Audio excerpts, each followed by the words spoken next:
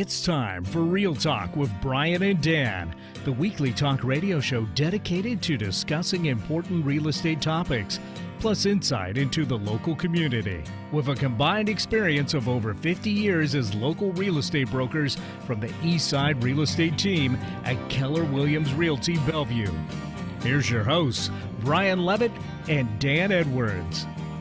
Well, good afternoon and welcome to this edition of Real Talk with Brian and Dan on 1150 KKNW. It's Wednesday, October 9th, and we are very glad you joined us today, whether it be on the radio, in your car, or we are now live streaming around the world.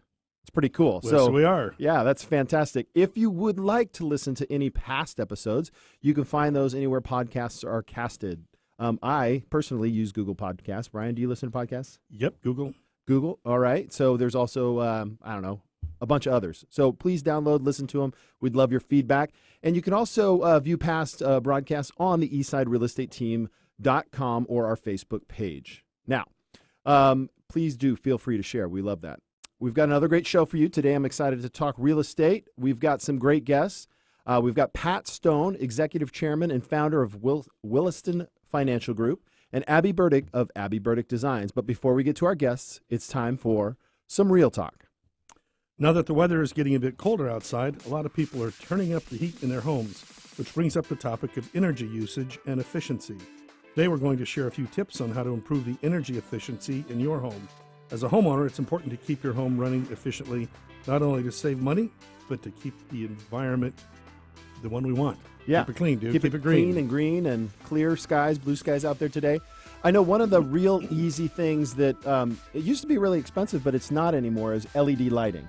You know, putting LED lighting throughout your house, it's a great way to do it. It actually lasts 25 times longer, and it uses 90% less electricity than incandescent bulbs. So by swapping out 5 of your home's most frequently used bulbs, now that's an interesting one, change out just the ones you use the most, it's possible to save about $75 annually. My home, we've switched. Anytime we replace a bulb, it's an LED that's going in as a replacement. We got rid of all the CFLs because we just don't like the light that it casts. It takes a while for them to heat up. They were kind of funky. Awful. Yeah. One of the things that we did is Costco, right? They always have stuff coming out. They have subsidized Do they? programs. Yeah, the ones that you get a rebate from Puget Sound Energy. Yep. And most recently, though, my electrician put new canned ones in, and you're able to select the color of light. Really? So you can actually go from a bright white to more of a yellow. So it depends on how you want to do it. You can just adjust it. Yeah, so that's interesting. We might touch on that in our staging conversation today. Yeah, because that's color of kind lighting, a right? So another great tip is to seal those leaks. On average, heating and cooling account for almost half of a home's energy consumption. All the little leaks really add up, and in some cases can be equivalent to leaving a 3-foot by 3-foot window wide open. That's an interesting conversation in my house, the dad conversation. You like to have your windows closed? Yeah, shut the door if the furnace is running, guys. Come on. Were you born in a barn? Yes, well, my family, my boys grew up in a barn. My daughter. So here's a tip. Take simple steps like caulking any leaks around the windows, chimneys, recessed lighting, and sliding draft guards under your doors to save up to 20% on heating costs. So this year I did a lot of updates to my house. Yeah. One of the things I did was triple pane windows. So they new seals all around those triple pane windows, including the sliding glass doors, and also had the ducting, the work under the crawl space sealed. Nice. Yeah, with mastic. It's kind of like a metal-like substance that seals all the gaps. Yeah. So I can tell the difference already. My furnace comes on a fraction of the time versus the way it used to. And probably eliminating drafts, much more comfortable. Yeah, and what's interesting, too, is now they have these, I use Ecobee or the Nest home systems. Yeah. I was trying to find how to set the timer on them. Oh, yeah. You can't do it. Not on the one I have. My Nest I can, it and I do. It just starts to do it. It determines it by you being home or not. Yeah, a smart feature. It's weird. But you can override. It's creepy. At least on mine, you can override that. You can override and set a specific schedule. Right. Yeah. I just ask Alexa to turn up or turn down the thermostat. Nice. Yeah, that's kind of cool. So what's the last one? Well, once you have the leaks sealed up, how do you heat and cool efficiently? Yeah. You going to talk about that? Oh, yeah. Once you've got them, don't waste the installable programming thermostat. I just talked about it. Yeah, I got that point. Okay, You're so next. our last tip with energy efficiency is to maintain your heating and cooling units, your HVAC. And if I got a tip for you, yesterday I ran into one of our vendors who provides home warranties. A home warranty is basically an insurance policy that covers any systems or system failures in your home. Typically, we might use that when a buyer purchases a home to provide them typically a 1-year warranty. But this vendor, if you purchase a warranty, they will provide a furnace tune-up as part of that warranty, free of charge. So that typically runs about $150 for the tune-up. The tune-up. Yeah. The warranty's $300. So you're getting essentially half off on a home warranty. Spend an extra $150, get your furnace tuned up. That's cool. And have a warranty for the remaining year. So, and I would say those furnace tune-ups can be anywhere from $150, to $250, $275. Yeah. Depending on the size of the furnace, the high efficiency. The furnace that I have is like one of the oldest ones. And my furnace guy said, you can replace it with a new one, but the parts to fix it are higher and the maintenance is higher. So why not just keep it running well? Yeah. So if you're interested in a tune-up and a warranty, give us a call. We'd be happy to connect you with our home warranty vendor. We'll hook you up. All right. So winter tune-ups, those are good. Anything else you can think of to make your home more cost efficient? I use firewood. Well, I like heating with wood. We like the direct heat of that. I was reading a thread on Facebook today of people talking about where you keep your thermostat set, and the consensus that I saw, most people around 68, and that's really efficient. And so when you're home, 68, and then like at night.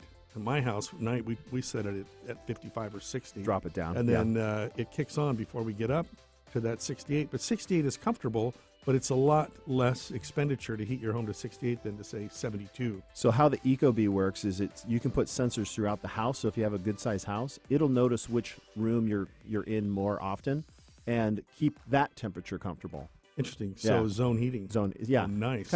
It's a different way of doing it. So cool. Well, that's our tip. That's our real estate talk for now. Let's see.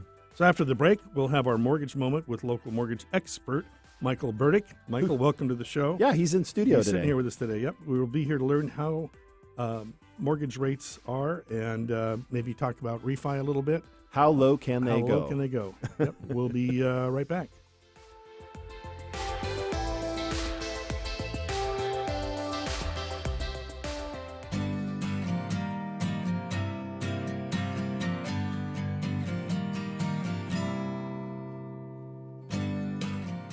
Not sure if now is the right time to sell? Worried you missed the market? The Eastside Real Estate Team specializes in helping homeowners maximize their equity when selling. With our proven premier listing service, our clients have sold their homes for more money in less time than the competition. We know you have many choices when working with a real estate agent, but with the Eastside Real Estate Team, you get a team of highly qualified, experienced agents. From staging to deciding if your property is market ready for top dollar. If you're considering selling, call the Eastside Real Estate Team at 425-200-4093.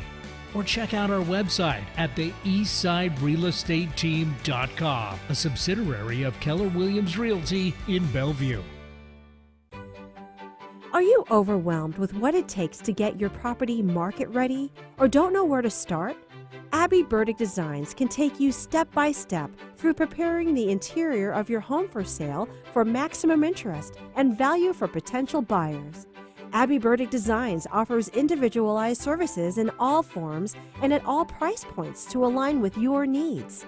Abby Burdick Designs welcomes home staging and interior improvement questions and conversations in all forms at all times. Call 425-890-2343 or email abby@abbyburdickdesigns.com for more information.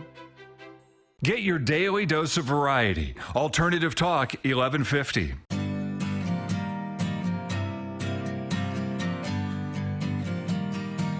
All right, welcome back to the show. You're listening to Real Talk with Brian and Dan. I'm Brian. And I'm Dan. It's now time for our Mortgage Moment segment. During this segment, we get a quick update on the lending side of the home buying process. And today in studio, we are talking with Michael Burdick, the loan consultant specialist expert with Loan Depot. Welcome to the studio, Michael. Thank you very much, Dan. Great to be here. Once the snow hits, I know it will be harder for us to get a hold of you. Then I'll be remote again. Yes. Maybe not. Oh, there you go. I'll be on top of the mountain. Awesome. So, Michael, what are common mistakes homebuyers make during or before they buy a home?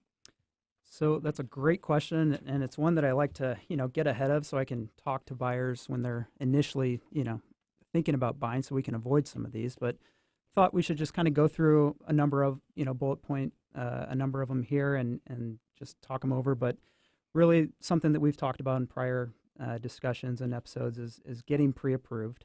Yep. It's something that's very important. You don't want to go out and look at 10 homes and realize that you're $100,000 over your actual budget. And sometimes I can pre-approve someone that high, but they aren't comfortable with that payment. Right. Well, I think sometimes, too, what happens is they go away, right? So they get all excited about the process. They get out there, they see a home they love, and they realize, like you said, it's a stretch for their budget or that they can't afford it. And then they just kind of walk away from the opportunity of even buying. Absolutely. Yeah. So that's the biggest one, preparing yourself before you get out there and start shopping. And then once you're in the process, there are some things that can kind of, implode your loan and really get you off track. And those would be obtaining new debt prior to closing. So I have some people that buy their dream house and they get so excited that they go out and they buy all their furniture and they finance that. Finance it. And I get, when you're in the loan process, we have to do a soft credit check before closing, and we'll see that they've obtained new debt. And it's only happened to me a few times where we've had to get really creative and backtrack and pay stuff off and maybe lower the down payment to get somebody approved at the end because they've done something like that. But that's Yeah, something because that we'll essentially what avoid. they're doing is they're messing with their ratio, their Exactly. debt to income ratio. Right. Yep. So I had a transaction right now where one of the buyers decided to change jobs a few days before closing. And fortunately, we're still able to qualify. Can't use any of that borrower's income, but there's enough other income available that we're okay. But it was like, No, that's you on. know, That's actually yeah. on my list, and that's Yeah, happened yeah. to me. And it's something that some people just don't think we're going to find that out, but yeah. we do. When you're in the Well, mortgage they process, weren't hiding it. They're very upfront. Yeah. It was time to make a change, and that's great. But first thing we did is, ran the numbers, made sure we could still get them in the home. absolutely. So yeah. Yeah, I think for myself personally, when I go through this kind of a high stakes process, I try to think very linearly, one thing at a time. Yep. And so, a lot of times the discussion between myself and my wife will be, well, let's get this done first so that we do that. And that's what we're talking about here. Let's Totally. get the house purchase done first and then go crazy and buy Then the buy. couch. Yeah, or run up whatever. the American dream. Get everything you need. Let's see, what else we got? So What's When happening? Go ahead. I was going to say, when you're in process, one thing that we really hate on the mortgage side is when people schedule their moving trucks, just on the close date without, talking to the lender and really figuring out where they're at Right. with the closing process. Because just because we have that date, that's not a set in stone date. I mean, we absolutely want to hit that date and give you your keys on that date, but sometimes there's things that are out of our control in the mortgage industry. So Well, now with the new laws, you've got the closing disclosure requirements that are hard. That's Exactly. the, You can't Yep. bend those. what is that, Reg Z? Is that what that? Well, what's that the, called? the closing disclosure where CD. 3 days prior, Yep.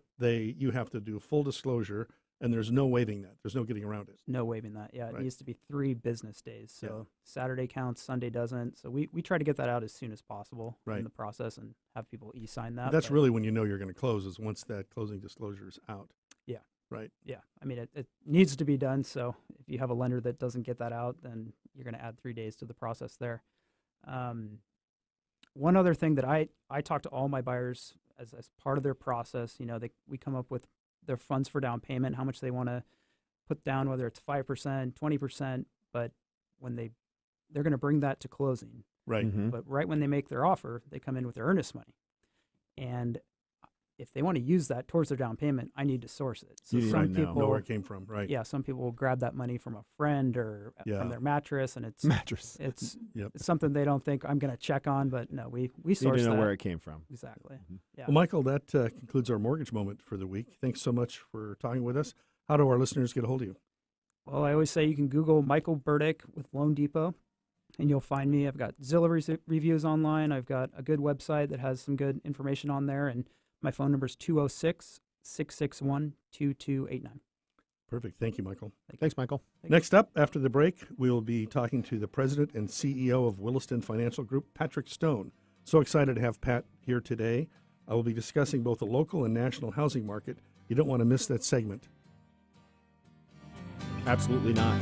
Absolutely not.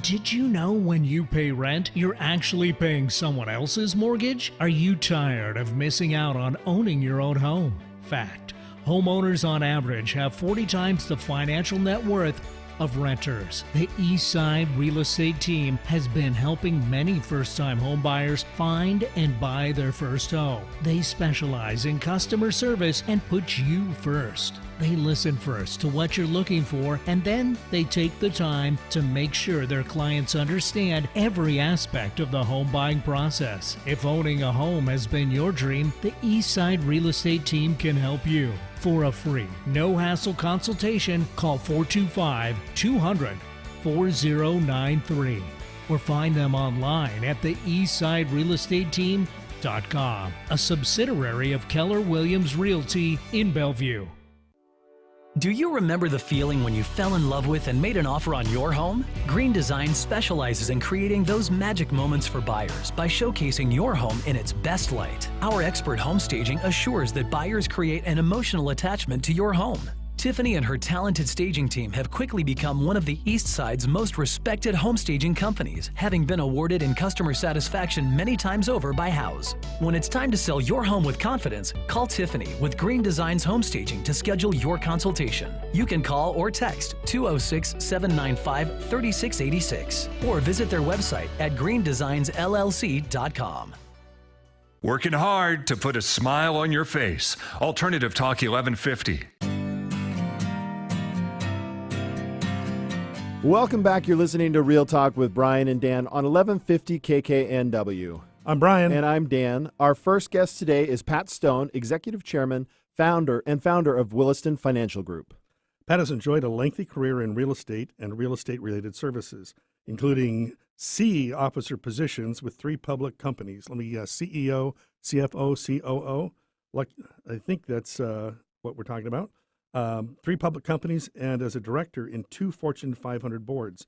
The senior executive management positions include 9 years as president and COO of the nation's largest title insurance company, chairman and co-CEO of a software company, and CEO of a real estate data and information company.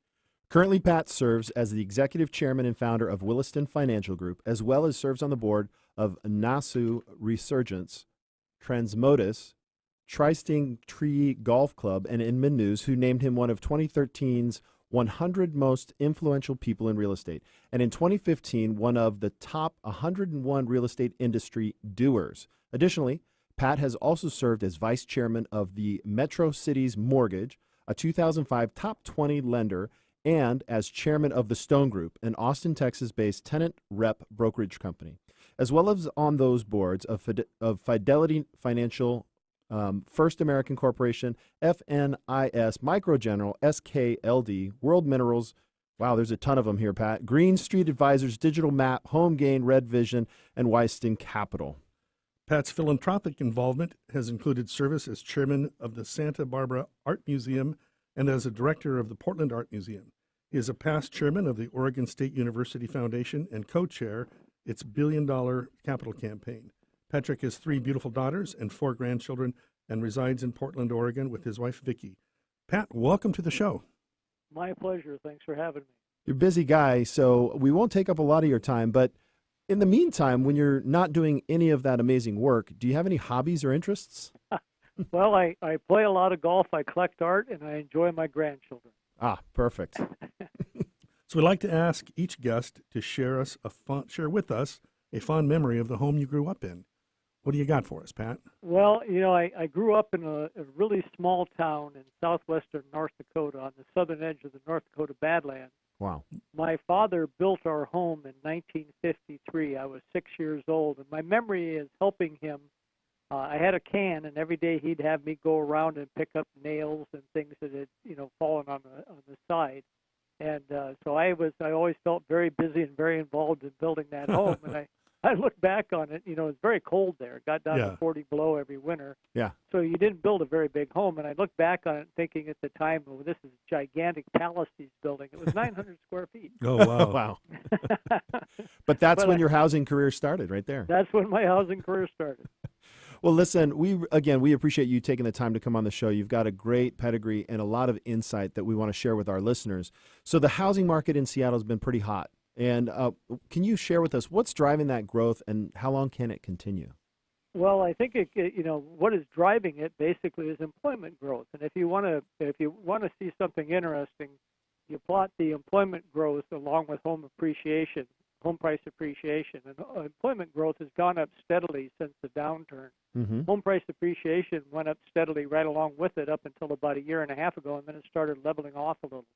Still increasing, but we are really experiencing a demand-driven, employment growth-driven market. And as far as I understand, with the housing slowing, yet the growth in jobs. I mean, didn't Amazon just announce more, and Google and Facebook yeah. all announced more stuff here in the Puget Sound area? So does that mean the housing market's going to continue to stay hot? Well, hot's a funny word. And Loaded I guess word. Maybe, I've been around way too long to use the word hot. And let me put it this way. It will be demand-driven for the foreseeable future. I do not see us getting into a position where supply exceeds demand in the next 5, 6, 7 years. Wow. So you're going to have home price appreciation, although I think it'll be more rational than it has been. And it'll be more balanced, and it will even out over time as you start to see more starter homes being built. Yeah, I know one of That'd the be things, refreshing. Yeah. I've been in the business 14 years. Brian has been doing it for 38 years. But for me, it's kind of refreshing to talk to our friends, our colleagues, when they ask us how the market is. And we say, you know what, it's good. It's stable, right? So to take away from what you're saying is it feels more balanced. Yeah, I think it's it's not quite. I want to be careful here. It's not quite back to what I would call a balanced, normal market. It is Right. still. We still haven't built enough homes to have a truly balanced market. By that I mean if you went back and plotted the average number of new homes constructed in the U.S. from I think 1959 to 2007, the average was about 1 million new homes a year. We haven't topped 1 million new homes since 2007. We haven't even come close to it. Of new So- construction. New construction, right. Yeah, new construction has been lagging. Starter homes have been lagging. Now we're starting to see some wage and salary growth at the lower end of the income scale. In fact, it's about 4% for the lowest one-third. So we're starting to see people who haven't had any income growth for a long time experience some income growth. I think that will result in more new starter homes being built. We have one major national home builder that started developing starter home subdivisions this year. That was Lennar. And I think you'll start seeing more of that going forward. And I think you just answered my next question about the buying trends. I really wish we'd see more starter homes. I think for us, the land prices and the concurrency fees, in my opinion, is our local government is the biggest enemy of affordable housing. This is King County, right? King County, yeah. But even local, Sammamish, for example, has the highest concurrency fees. It's tough. It's tough to build. So yeah, that's true, and it's really funny because you look at the Northwest. We've had a very significant influx of young people moving into the Northwest. Mm-hmm. We've had great job growth in the Northwest, and yet we have a little bit of bureaucracy working against us in terms of zoning, urban development restrictions, housing development restrictions. So right. I think we need to see some changes there pretty quick. So what, I know a lot of people have talked about the upzoning in Seattle, and they've talked about, bringing back condos because condos have been off the ability to build now. I mean, what kind of solutions do you see on a local level or a government level that would help create more affordable housing, starter level housing in this area? If I may, and I'm going to get a little bit philosophical on you, Please it do. really requires a more long-term view so that you develop infrastructure to support a broader level of development. We have major urban centers, but our infrastructure is always sort of a backfill effort. Yep. We create the infrastructure after we have the need instead Right. of developing the infrastructure to facilitate growth. So the only answer short-term is to increase density. long term, we need to create it. When we do something with infrastructure, we need to do it in a manner that it facilitates growth for a 50-year cycle. You Right. can't do this fill-in type stuff. It is extremely expensive. I was going to say, it Not costs very more money, right? Right. Yeah. Exactly. It costs way more money. So I think you're going to have to see more density. We are in Portland. We're seeing this sort of an infill cycle where you're going to be building multiple units of what has been traditionally single-family zoned areas. Right. We'll see how that goes, but these are stopgap measures. Long term, again, we need to say, okay, here's a 50-year plan, and ultimately it'll be cheaper for everybody, but it requires a little bit of forethought. So I think I read that Oregon and Portland was basically eliminating single family as a zoning to do exactly what you're talking about. Is that? Yeah, they're trying. It's really interesting to watch the social impact of that, and it gets magnified at higher price levels, obviously. So we'll see how it goes. That's interesting. So there's a pushback socially. There's a pushback socially at the higher end. Now, Gotcha. fair or not, I don't even want to get into that. Right, sure. It is a stopgap Band-Aid measure, and I suspect we're going to have to do something like that, or we're going to have a huge problem. So it is what it is. So builders seem to be building more and more. I mean, that's what I'm seeing. What do they know? What are you think the builders are moving towards? Well, it's interesting you say that because, as I mentioned earlier, actually, building has not even recovered to a historical 2007, norm. Yeah, we're building more, but we're still not building what we historically built in terms of a number of new units. And I think you will see that recover over the next few years. But builders have tremendous costs in land acquisition, development costs. Getting a subdivision, I can remember when I did my first subdivision about 40 years ago, and I did it like in 2 months. Right now it takes 2 years. Oh, I mean, geez. it's crazy. This isn't the subdivision in South Dakota. That was one house. That doesn't count. No, it was here in Portland, Oregon, but it was here before. I mean, it was a little bit more rational process. Yeah, I'm a year and a half in on a 5-lot short plat, and I'd say it's going really well. And so, Well, so there's obviously a lot of stuff real estate wise is location and local, but can you share with us the national market and how that's going to impact this area?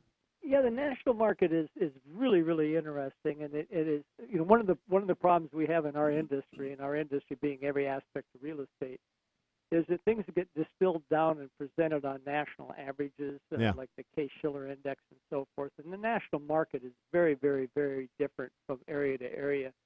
The high end stalled out in the Northeast starting about 2 years ago, and it's actually gotten to be problematic, I think, in places like New York right now.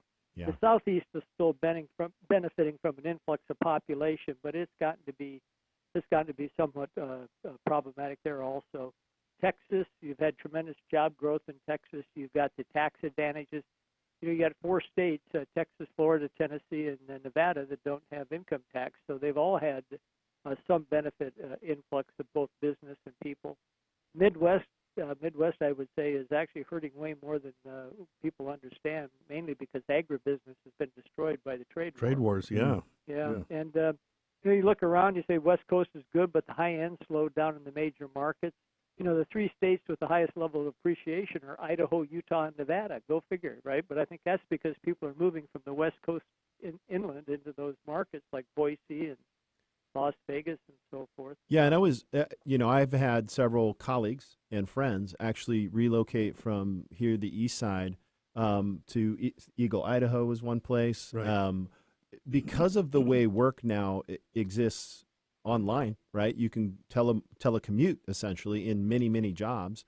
There seems to be that ability to kind of relocate to a place where you're going to have more favorable, affordable housing, right?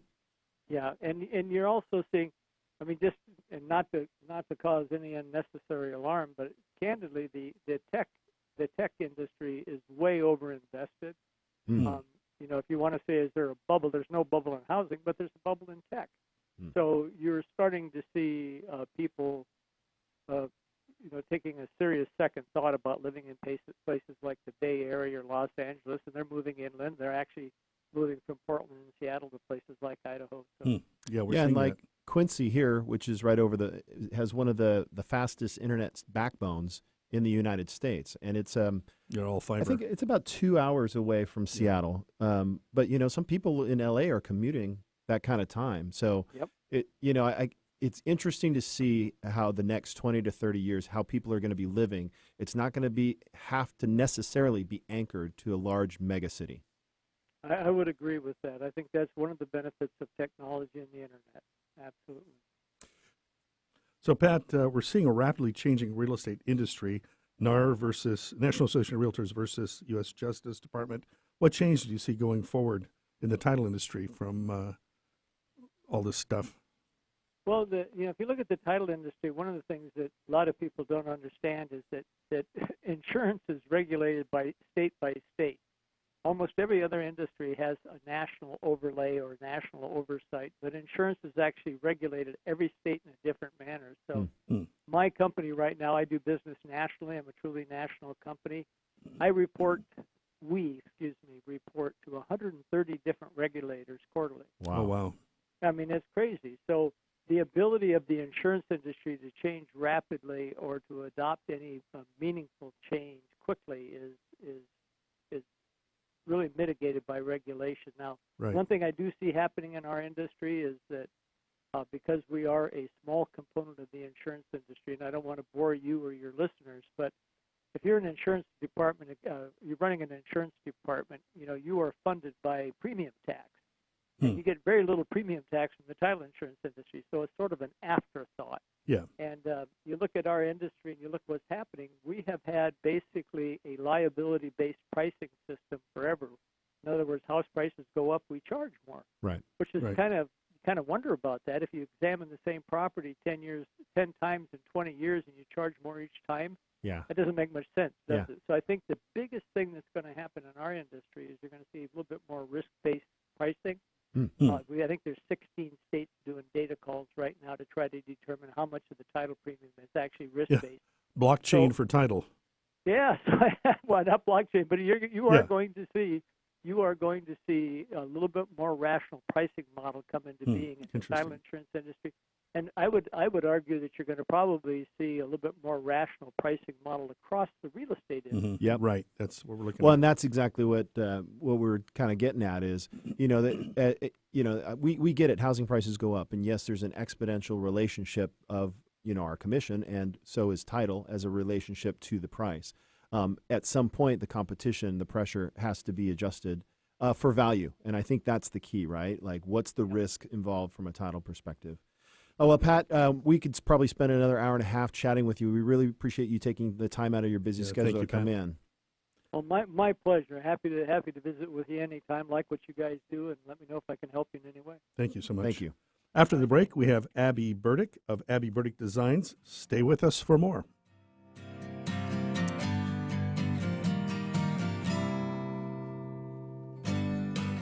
Not sure if now is the right time to sell? Worried you missed the market? The Eastside Real Estate Team specializes in helping homeowners maximize their equity when selling.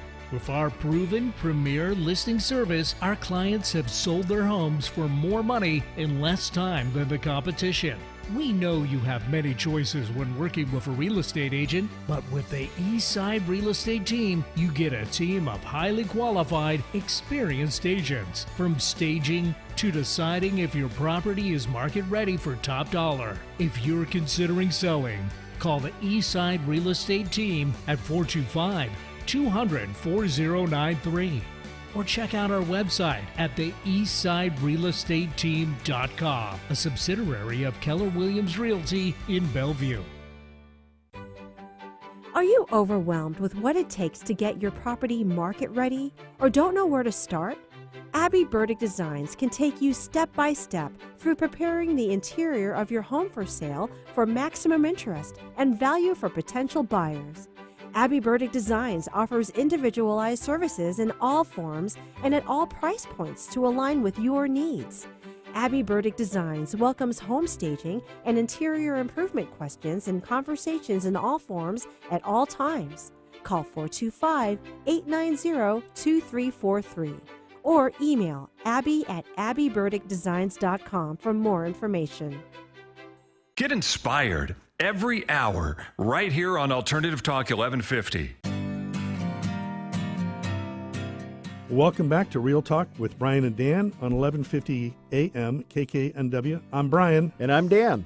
Our next guest is Abby Burdick of Abby Burdick Designs, Home Staging and Interior Improvements. Abby Burdick Designs is pleased to be able to provide intentional and individualized design and staging services to you. They're successful when they create a pleasing and beautiful environment in your home with their design and staging services.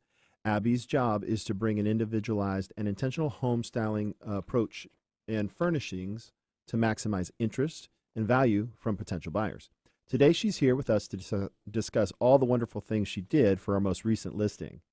Right? Yeah. Abby, welcome to the show. Yeah, thank you. So, Abby, tell us what you like to do when you're not staging homes. Right. Sure. So I have a 2.5-year-old daughter, so my hobbies have changed in the last few bit, years, keeping her happy, healthy, and thriving, of course. But on the weekends and with friends and family, my husband and I own a travel trailer, and we take it up to the mountains in the winter and the Pacific Northwest beaches in the summer. Glamping. And recreate, yeah. It's not just a travel trailer. It's an Airstream. It is. Oh, my. Yes, her name is Yeah. Betty, and yes, Oh, she's Betty. a part of the family. Nice. Yeah. Mm-hmm. Betty. Why Betty? Betty Bird. Doesn't that just have a nice ring to it? that's Yeah, great. Betty Love it. Bird.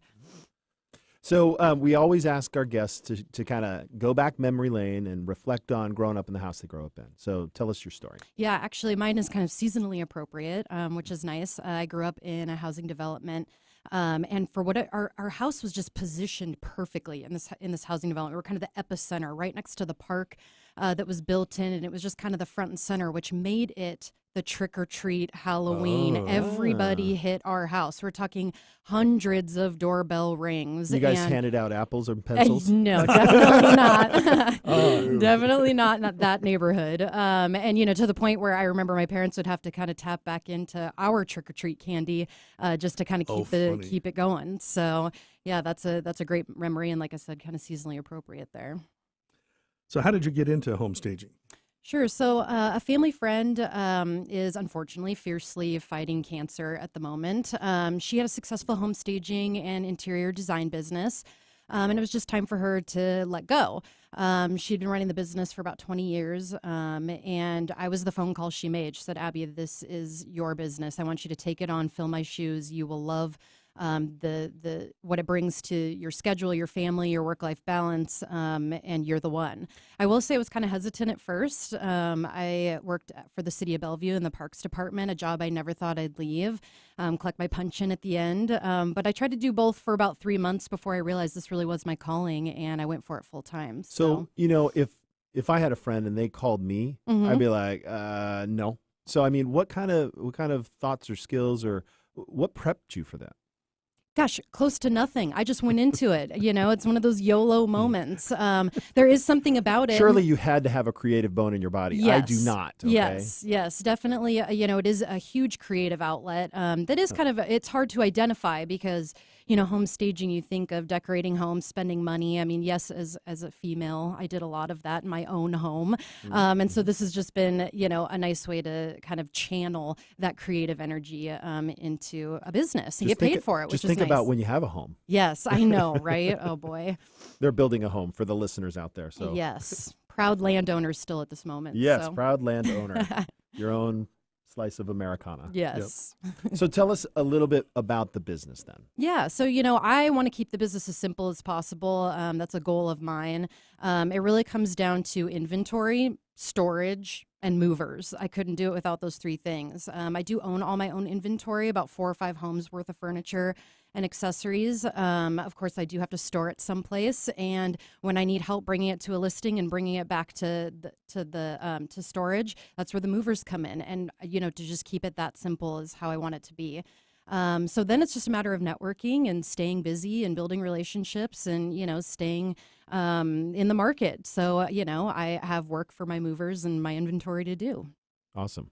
So, Abby, what different types of staging services do you offer? Yeah, I would say that there's probably 4 different kind of services that I offer. One is just a consultation that where I can just come in and assist a homeowner with kind of a home staging report, a place, kind of a where to start.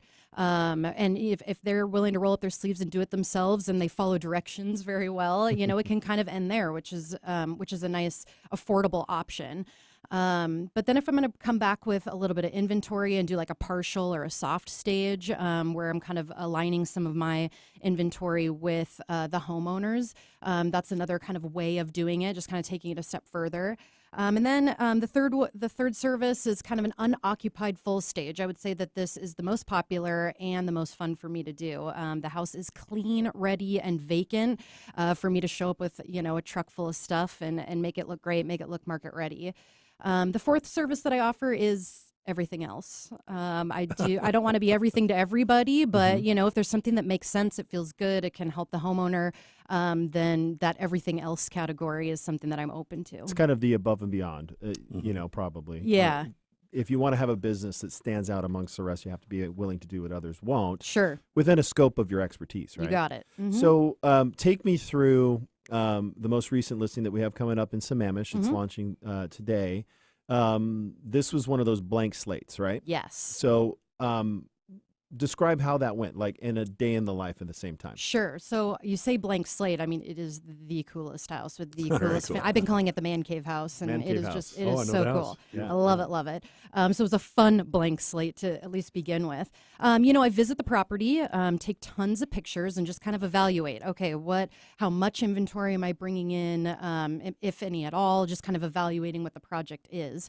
Then, of course, we coordinate the staging with staging date with the movers, the homeowner, and so forth. Then I head to my storage and just start taking blue painter's tape and start tagging what I think will work. I've got those photos that I took in front of me, and I'm just kind of doing that madhouse around my inventory, just seeing, okay, this will work, that'll work, this will work, that'll work. So, Abby, let me take you back a little bit. How much input does the seller have as you're going through and doing this? None. Yeah. So, Yeah. because he was just like, go ahead. Yep, that's exactly right.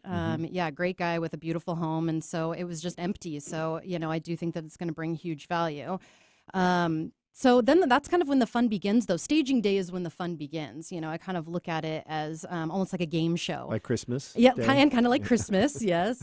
I've only been to the home for 15, 20 minutes. I've looked through the photos about 100 times, but now I just feel like I'm on a game show of some kind where you just make it work. I like to stage in a day. Or I kind of promise that I'll stage in a day. And so you just show up with the truck and kind of spread it out and make it work amongst the house. I take a lot of photos as I'm staging to see how it would look through the professional photographer's, lens. Oh, cool. And you just kind of play ring around the rosy with the inventory that you brought until it's complete. So, yeah, it's a good time. I really enjoy it. It's a fun challenge for sure. So you mentioned the word value. So tell us about that. How does it bring value? Yeah. So, I mean, there's lots of statistics out there, that a staged home spends 90% less time on the market. 77% of buyers will say it's easier to visualize a property if it's staged. So all those things are great. But another example that I have that we worked on, Dan, was that property out in Carnation. Beautiful piece of property that almost spoke for itself. I mean, out in the valley, a great house. It was on the market and kind of sat for a while. We decided to delist, and you contacted me to bring in a soft stage, just kind of complement some of the stuff that the homeowner already had. I think we painted and relisted. Was it 1-2 weeks? I think maybe 2 weeks. 2 weeks, Yeah. And there was a few offers on that home, and it sold shortly after. Yeah. So I mean, that's just value. that's that great example of some of the work that I've personally done. So Yeah, and we always advise all of our listings to get a staging consult and then invest in it, right? And we can't always get them to buy into it.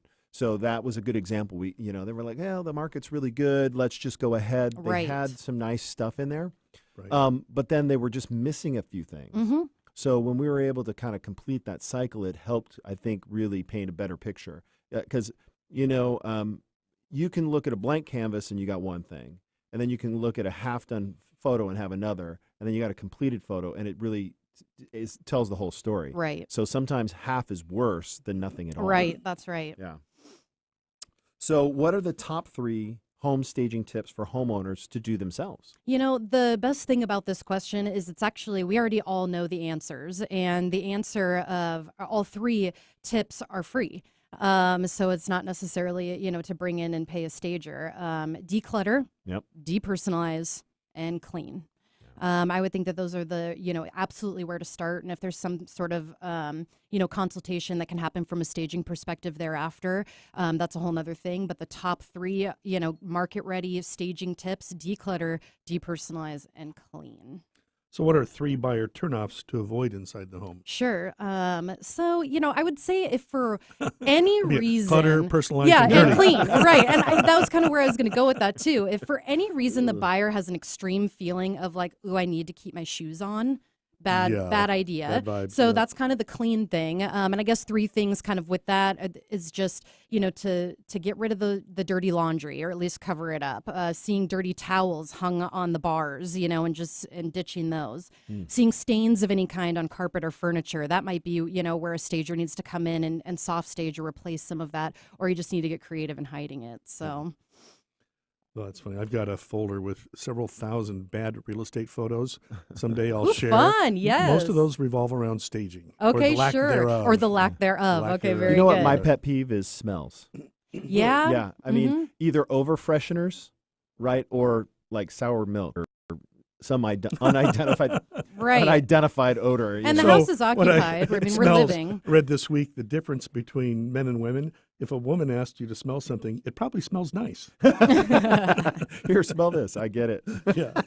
So how about mistakes? I'm sure you're not perfect, but what are some of the big What is the biggest home staging mistake that you have made? Yeah, what I struggle with make the mistakes. most, I know. Well, one thing I struggle with the most is that fine line between bringing in enough inventory and too much inventory. interesting. Kind of back to I like to stage in a day, and that's kind of, for personal reasons, and I want to make that day as short as possible.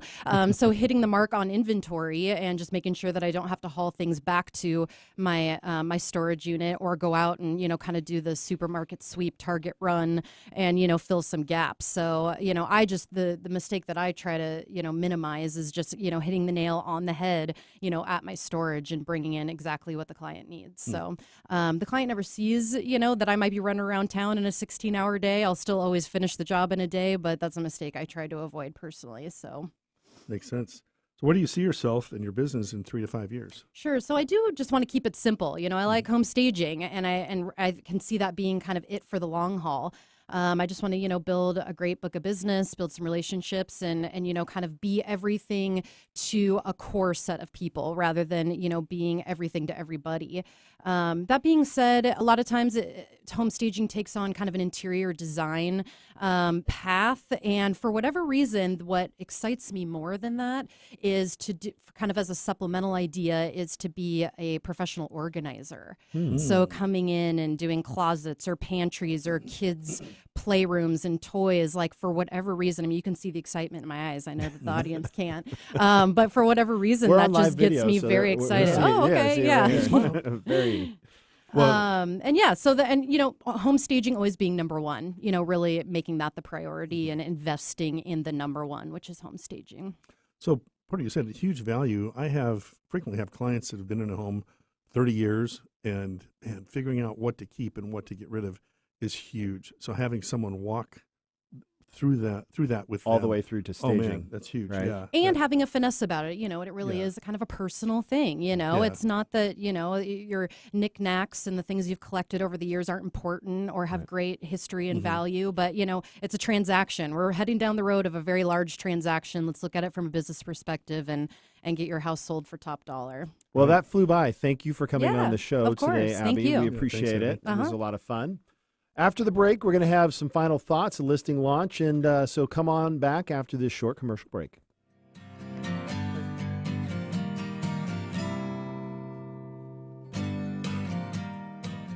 Did you know when you pay rent, you're actually paying someone else's mortgage? Are you tired of missing out on owning your own home? Fact.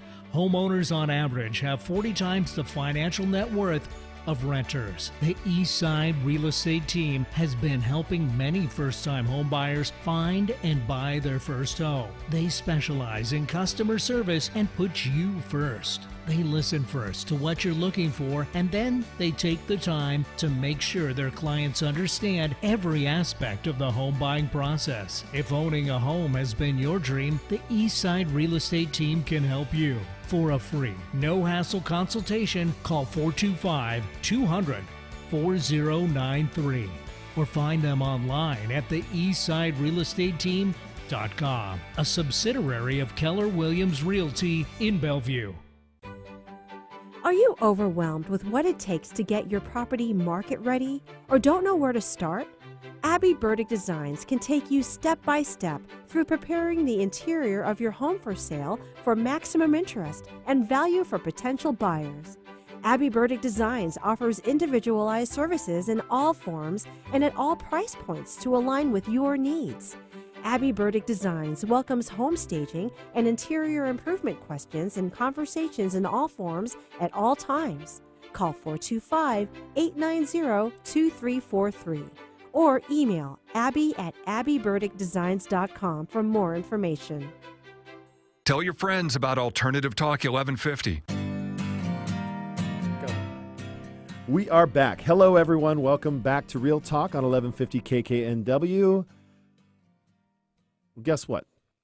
What? The team is not slowing down. It's the fourth quarter. You know, can you win the game in the third quarter? No. You got to win the game in the fourth quarter. It ain't over till it's over. It ain't over. So the team just listed two great homes. I'd like to share a little bit before we get to Brian's final thought. The first one is in Seattle. It's a 2-bedroom, 1-bath, top floor condo. Oh, nice. Looks fantastic. And I got to tell you, it's got a great location. Got a view? A view of the neighbors. So, right. no, not really a view. Good light? Great light. Very light and bright. Top floor, $325. Really? $325. Wow. That's a hot item. Affordable property that if you want to live within a 15, 20-minute commute to downtown Seattle, it's near Greenwood, Green Lake, and Northgate. So like right in that triangle. So tell me about the man cave. Oh, the man cave. It's pretty awesome. So we've got a beautiful 4-bedroom, 2.5-bath home that has been completely remodeled. It's in Sammamish, and the cool thing about it is it's in one of the more. It was built in '92, so the plot, the yard size is generous, right? Mm. A lot of times the new homes that size, you're on a 6,500 square foot lot. This one I think is like, I want to say 12 to 14, good 12 to 14,000 square feet lot. So good private backyard, nice front yard, 3-car garage, and we call it the man cave house because it's got dark colors. It's got a beautiful remodeled kitchen that is perfect for entertaining. Really long slab quartz, lots of extra storage, lots of good stuff in there. So that'll be open this weekend. Nice. The listing price is $1,175,000. Wow. It's probably a good property. value in that area. So goes to Issaquah Schools. Nice. Yeah, it's just a great location near Beaver Lake. So if any of our listeners check our Facebook page, the eastsiderealestateteam.com, it'll be published there later today.